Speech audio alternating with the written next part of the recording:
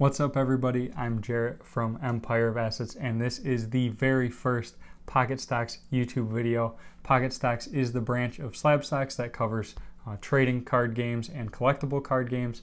As the name implies, Pocket Stocks, Pocket Monsters, Pokemon. The main thing we will cover is Pokemon, but we also might throw some other stuff in here like MetaZoo, Star Wars, or Flesh and Blood. I'm Jarrett, your host. I was into collecting Pokemon cards as a kid, then I got out of it like most people in middle school and high school, and then recently rediscovered it. I've been back in Pokemon for about a year, and then I have been following MetaZoo since it launched in March. So for the last couple months, I have been following that pretty closely. I was a fan of the Slab Stocks content for a while. I did meet Aaron and the team at the first Wisconsin Dells card show this May. I started making the Pocket Stocks Instagram content for them, and now here we are with our weekly show. So without further ado, let's jump into today's topic, which is the newest Pokemon set, Evolving Skies. Evolving Skies released on August 27th, so just about a week ago, and it is a mashup of two of the most popular things in Pokemon, that being Dragon-type Pokemon and the Evolutions, or the evolutions of Eevee.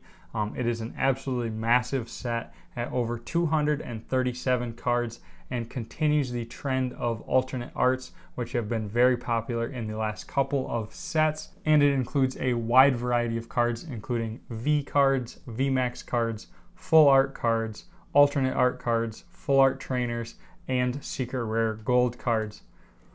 Now, even more impressive than the massive set size is the amount of cards in the set that are worth a significant amount of money. In most Pokemon sets of the past, you have just a couple of chase cards, and then the rest of the cards are kind of considered bulk. Well, in Evolving Skies, that is not the case. I did a video recently on every card worth over $20 in this set, and that came out to be 38 different cards, which is about 16% of the total set, which is an absolutely huge amount, and like I said, not something we normally see in a brand new Pokemon product. If you increase that number to $10 or $15, I would imagine the amount of cards would balloon up to 50 or 60, which is absolutely incredible. Now, I do expect these prices to fall as more singles hit the market, more sealed hits the market and people open it, and the cards become just more abundant in the next couple of months.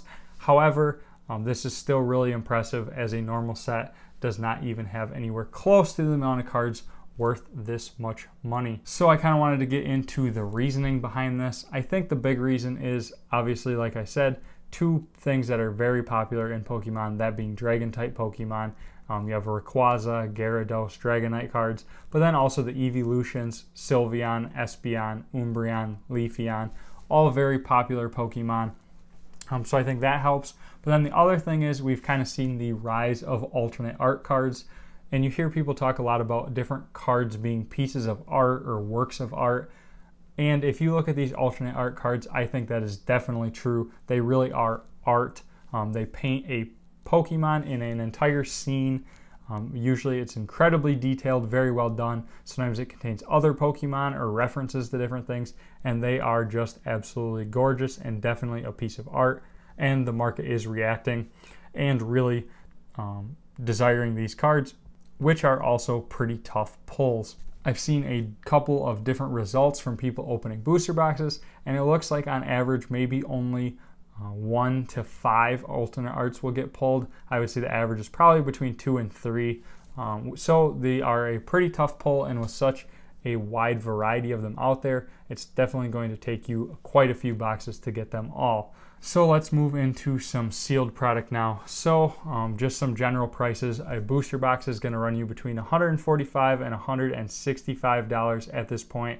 Contains 36 packs like normal, and is going to be the best thing to buy if you just want a lot of packs and nothing extra. Then there's also 2 different Elite Trainer boxes. They are going to contain 10 packs each, and then some card sleeves and some dice and some damage counters, a couple other things. These are not going to be the greatest way, as you get 10 packs, so they're about $6 a pack, which is quite a bit more expensive than the booster box, but they are a good display piece if you don't want to open them. And I think having the Evolutions on the outside, they will do really well going forward. There is also an Umbreon blister pack promo, comes with 3 different booster packs and then a Umbreon promo. These are around $20. Again, not a great buy if you're just looking for packs, but if you want the Umbreon card, the way to go for you. And finally, you can buy a single pack off of eBay for between $5 and $6. $5.50 was kind of the average. Probably not the way I'd recommend going. Usually you want to get your packs in a sealed product just so that you know 100% they aren't tampered with. But $5.50 a pack on average, just so you kind of know what is a good deal and what is not. And then moving out of sealed prices, let's move into some singles prices.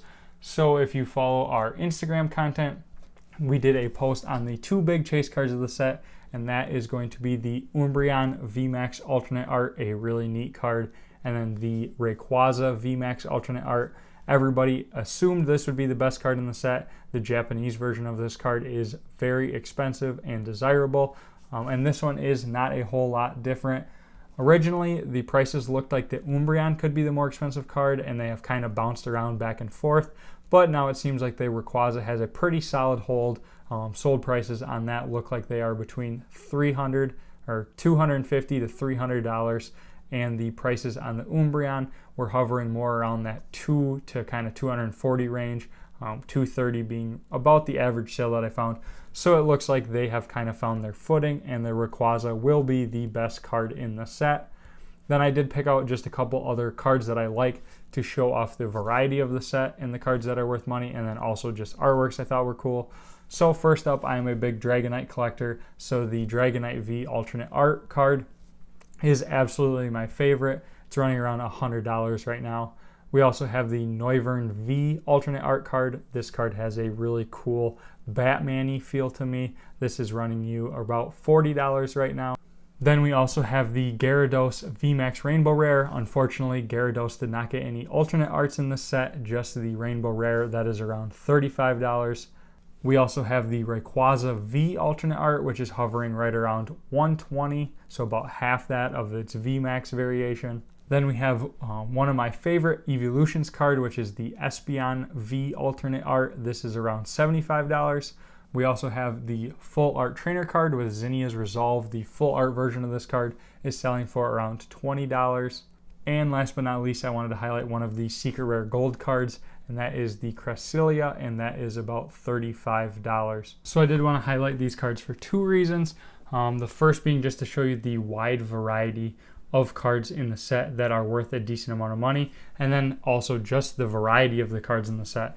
We have full art trainers, full art cards, V cards, VMAX cards, the alternate arts. There's just so many cards.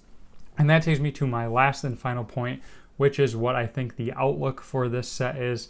I think this set is going to be incredibly popular with people. I think it is going to be one that is opened by a ton of people. If you think about the people that are opening product, either it's collectors who usually want a full set, and to get all of these alternate art cards in a full set, it's going to take a lot of boxes to open.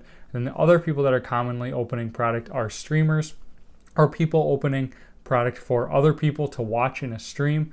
And if you think about what the streamer wants and what the audience wants, they want product that is fun, exciting, where you don't know what you're going to get. And if you look at something like Champion's Path, there's only real 2 chase cards, so maybe one person hits the card during a full stream. Where in a set like this, there's so many cards in that $10 to $20 range, and then you also have some big hits over $200. But if you're paying maybe $5 or $10 on a stream to watch somebody open a pack, the odds of you getting your $10 back, or maybe even doubling your money with a $20 card, are really high. And it's a lot more fun for the streamer, it's a lot more fun for the audience, and I think that also makes this a product that is going to be opened a ton. So then looking kind of at the sealed market, I think these boxes are going to be really desirable because of the reasons I just mentioned. I do think they are going to get reprinted at least once or twice, maybe even 3 times in their life cycle. The kind of general rule of thumb is it takes about 4 years for a Pokemon product to go out of print. Now this is a pretty loose rule, but I do imagine Evolving Skies will get a couple of reprints in there. If this was the only wave, booster box prices are going to climb over that $160 range. And the Pokemon Company has stated that they like products to be as close to retail prices for while they're in print or that kind of first 3 to 5 year period. So I do think these will get reprinted, and that will kind of temporarily bring prices down like it always does. But I think long term, looking in the 5 to 10 year range, Evolving Skies will do very, very well. I think it's one of the best non-holiday sets that we have ever seen, potentially, for sure, since I've been in the hobby for a year. But I can't think of any other regular set that even comes close to the amount of value, the amount of awesome cards, the incredible artworks, and just the entire experience of opening Evolving Skies. But that's all I got for you guys today. I hope you enjoyed the video. If you did like it, if you learned something, give it a thumbs up, leave a comment, let Aaron know that he should let me keep doing these videos. Otherwise, if you can't wait until next Saturday for more Pokemon content, definitely check out our Pocket Stocks Instagram, or check out my channel, Empire of Assets, where I try to post 3 to 4 videos a week about a trading card, collectible card topic. Otherwise, guys, thanks for watching, and I will catch you in the next video.